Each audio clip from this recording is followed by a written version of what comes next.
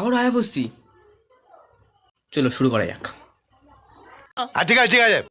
আমাকে ভালো লাগে তাই আপনারা লাইক কমেন্ট শেয়ার করেন। তাহলে বলছি কি দিদি, তোমাকে শেয়ার করতে তাহলে তোমাকে বাইরে বেরিয়ে আসতে হবে তো ভিডিও থেকে, তারপরে তোমাকে সবার কাছে শেয়ার করবো। বাপ রে বাপ, বড় ভাবের কথা কইতেছো দেখি। আর দিদিকে যদি ভালো লাগে তাহলে ফলো করবে। ফলো দেন, আর ফলো দেওয়ার আগে ভাববেন।